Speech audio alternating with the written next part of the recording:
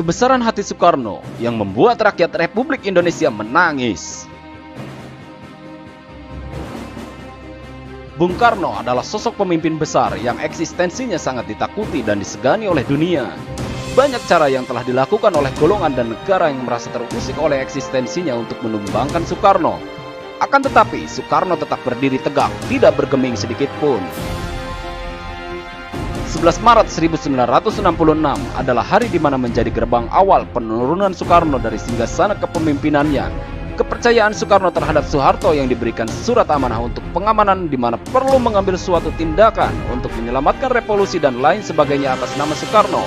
Dan surat tersebut menjadi senjata Soeharto dan kroninya untuk menurunkan Soekarno. Soekarno bukan tidak tahu mengenai gerakan Soeharto yang akan menumbangkan dirinya dari kursi kepemimpinan. Akan tetapi Soekarno tak mau terjadi huru-hara, apalagi sampai melibatkan tentara. Perang saudara sangat dihindari oleh Soekarno. Menurut Soekarno adalah hal yang ditunggu-tunggu pihak asing, kaum kolonial yang mengincar Indonesia sejak lama. Begitu perang saudara meletus, pihak asing terutama Amerika Serikat dan Inggris akan mengirimkan pasukan mereka ke Indonesia dengan alasan menyelamatkan fasilitas negara mereka. Mulai dari para diplomat, kedutaan besar, sampai perusahaan-perusahaan asing milik mereka. Komandan Korps Komando KKO Letjen Hartono termasuk salah seorang petinggi militer yang menyatakan siap menunggu perintah pukul dari Soekarno. KKO sejak lama memang dikenal sebagai barisan pendukung utama Soekarno. Kalimat Hartono, hitam kata Bung Karno, hitam kata KKO, yang populer di masa-masa itu masih sering terdengar hingga kini.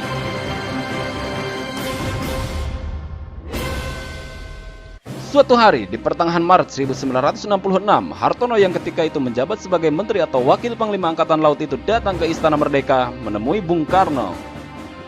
Dan Bung Karno mengatakan terhadap Hartono bahwasannya kemarin sore Soeharto datang ke istana untuk meminta izin melakukan pengawalan terhadap para menteri yang menurut informasi akan didemo oleh para mahasiswa.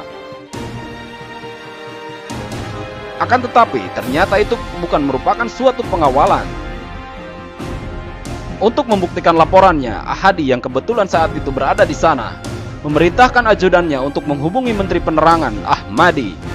Seperti Ahadi, Ahmadi juga duduk di tim epilog yang bertugas menghentikan akses buruk pasca pembunuhan 6 jenderal dan perwira muda Angkatan Darat dini hari 1 Oktober 1965. Soeharto juga berada di dalam tim itu. Tetapi setelah beberapa kali dicoba, Ahmadi tidak dapat dihubungi. Tidak jelas di mana keberadaannya. Saat itulah Hartono meminta izin untuk menghadapi Soeharto dan pasukannya, tetapi Bung Karno menggelengkan kepala, tetap melarang karena ditakutkan terjadi perang saudara. Padahal kata Ahadi, selain KKO, Panglima Kodam Jaya Amir Mahmud, Panglima Kodam Siliwangi Ibrahim Aji, dan beberapa Panglima Kodam lainnya juga bersedia menghadapi Soeharto. Bung Karno tetap menggelengkan kepala, dia sama sekali tidak mau terjadi pertumpahan darah dan perang saudara. Kemudian Hartono dan Ahadi tanya kepada Bung Karno mengenai tindakan apa yang harus mereka lakukan. Bung Karno memerintahkan Hartono untuk menghalang-halangi supaya Soeharto agar jangan sampai berkembang lebih jauh. Hanya itu tugas yang diberikan oleh Bung Karno kepada Hartono.